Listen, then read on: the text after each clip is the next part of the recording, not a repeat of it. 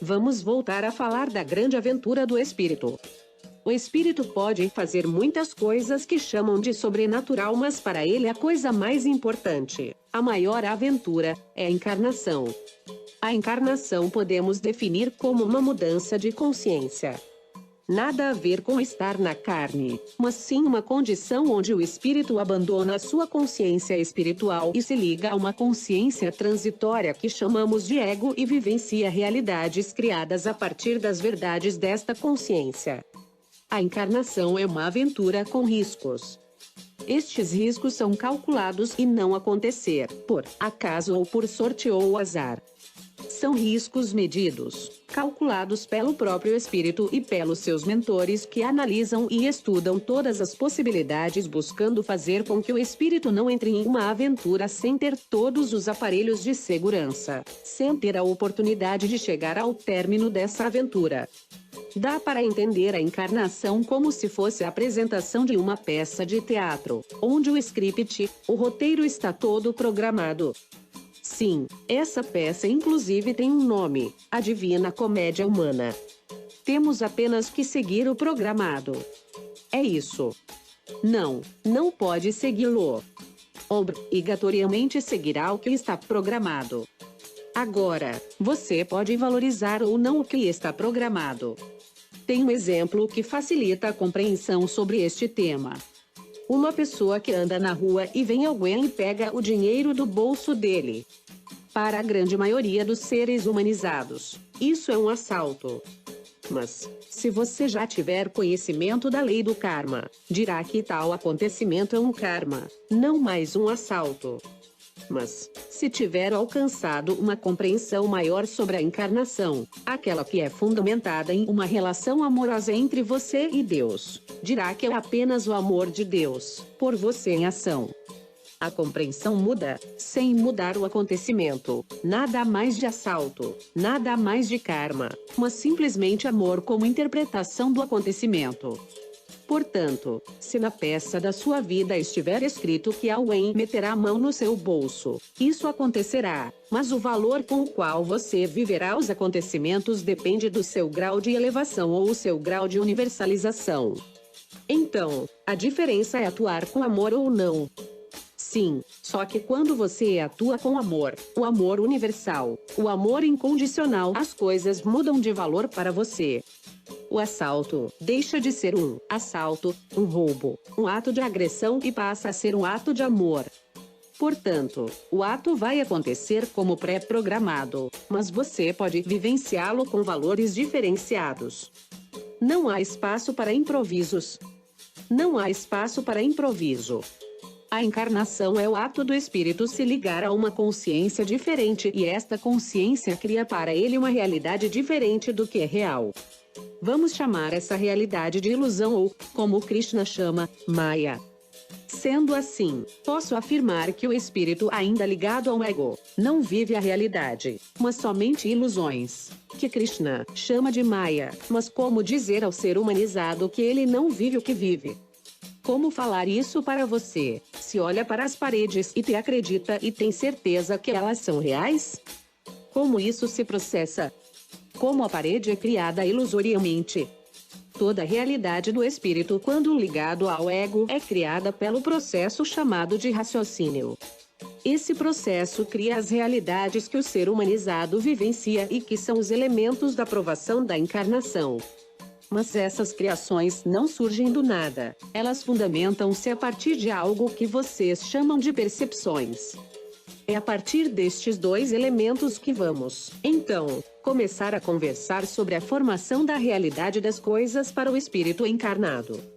A realidade começa na percepção, ou seja, na audição, na visão, no olfato, no paladar e nas sensibilidades que o corpo físico tem. Essas sensibilidades, tanto faz auditiva, visual, do paladar ou do corpo, são descargas elétricas. São eletricidades, mas não deixam de ser fluido cósmico universal, porque tudo o que existe é fluido cósmico universal. Então, o ego recebe via corpo a partir dos olhos, do ouvido, do nariz ou da boca ou das sensibilidades do corpo, cargas elétricas ou eletromagnéticas que chegam a ele, espírito.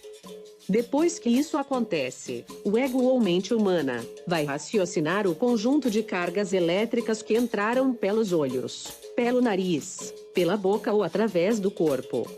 A primeira parte desse raciocínio é a criação da realidade. No ego existem códigos que criam realidades através de um impulso elétrico. Ou seja, existem códigos que transformam um determinado impulso elétrico em parede, chão, carro, verde, amarelo, etc. Portanto, a parede não existe, o que existe é um impulso elétrico captado pelos órgãos do corpo e levado ao ego e decodificado como parede.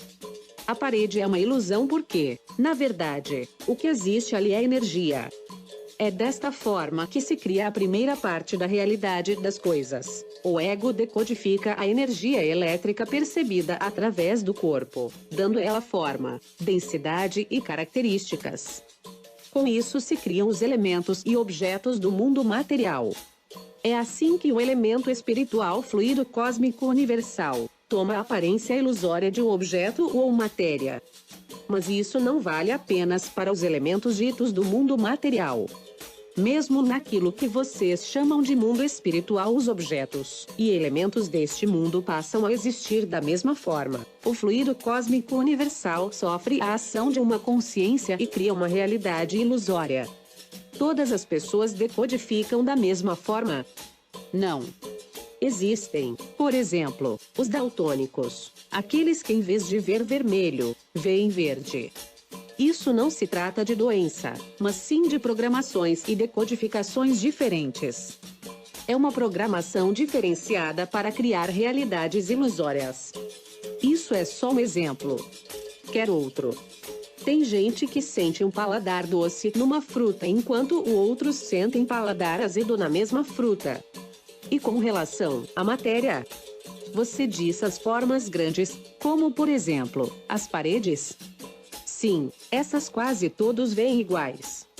Isso é assim porque há necessidade de se confirmar a ilusão que se está percebendo.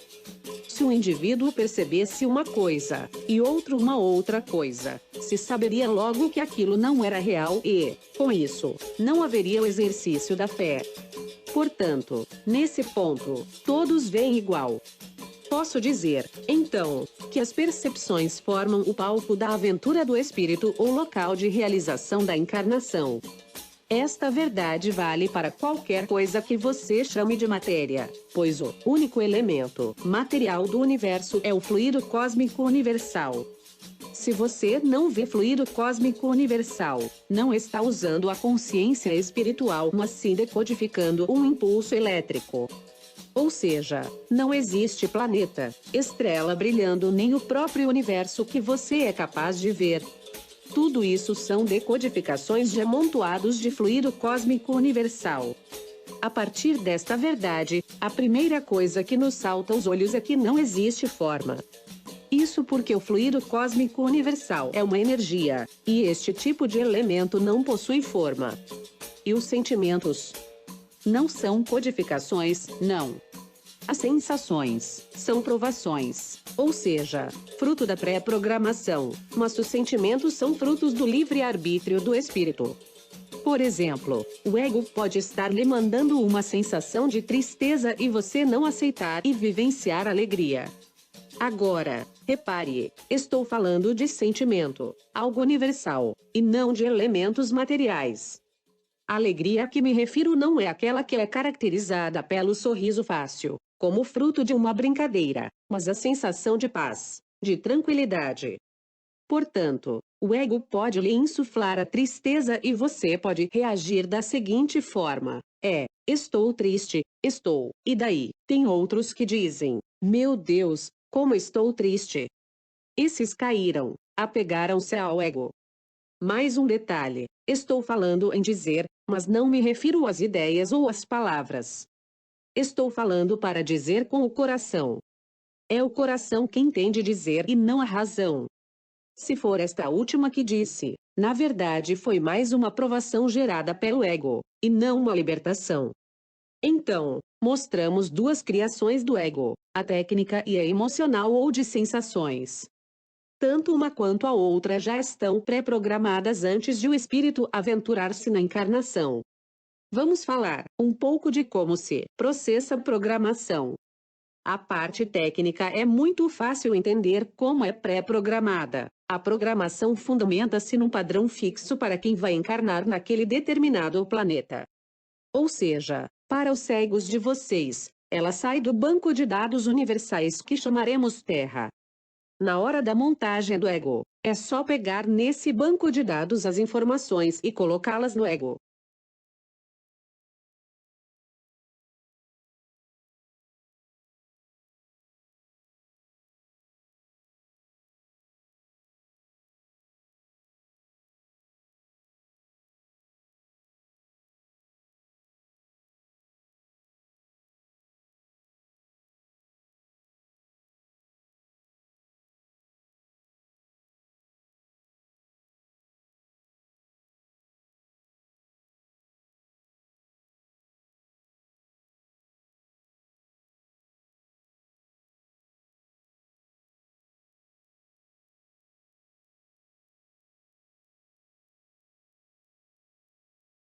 Eu já sofri por amor e sei a dor que o amor pode causar e sei o quão imensa que é. É uma dor que parece que alguém está nos sufocando, perdemos o rumo e a vontade de viver. Por estarmos tão desesperados que acabamos caindo na lábia de charlatões. Quero te ajudar, excepcionalmente grátis. Faço amarração amorosa grátis. Não cobro minha mão de obra e nem materiais, minha intenção é apenas ajudar. Não é pegadinha e nem mentira. É grátis. Minha forma de trabalhar é a seguinte: te mando um curso de astrologia e cuidados emocionais pelo valor R$ 100 e os materiais e seu trabalho é feito gratuitamente. Esse valor cobrado pelo curso, parte dele é revertido em doações às instituições beneficentes. Meus orixás e eu queremos que os conhecimentos verdadeiros sejam repassados, uma vez que tem muitos charlatões por aí. Você terá um melhor entendimento sobre o mundo mediúnico e sobre a verdade sobre trabalhos espirituais. Além de todo o acompanhamento psicoterapêutico.